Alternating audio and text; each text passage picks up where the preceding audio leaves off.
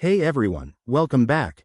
Today, we're diving into a straightforward guide on how to transfer Ethereum from Gemini to MetaMask in 2025. Whether you're new to crypto or just need a quick refresh, this step-by-step tutorial will have you moving your ETH in no time. It's super important to handle your crypto securely, so let's get started and make sure you do this right. First things first, log into your Gemini account. If you don't have one, you'll need to create it, but assuming you're all set, head to your dashboard and find your Ethereum balance. Once you're there, look for the Withdraw or Transfer option. It's usually right next to your asset list. Next, select Ethereum from your assets. Gemini will prompt you to enter a wallet address. That's where MetaMask comes in.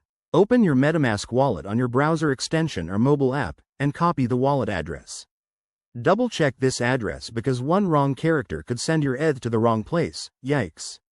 Back on Gemini, paste that MetaMask address into the withdrawal form. You'll also need to specify the amount of ETH you want to transfer. Remember, there might be network fees, so check the estimated gas fees on the Ethereum network to avoid surprises. Once everything looks good, hit confirm and authorize the transaction with your Gemini security settings, like two-factor authentication.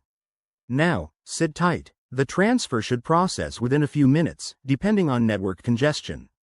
Head back to MetaMask and refresh your wallet to see your ETH arrive. If it doesn't show up right away, give it some time or check the transaction status on a blockchain explorer like Etherscan. And there you have it. That's how you safely transfer Ethereum from Gemini to MetaMask in 2025. Always keep your private keys secure and consider using hardware wallets for extra protection. If you found this helpful, smash that like button and subscribe for more crypto tips. Thanks for watching, and I'll see you in the next video.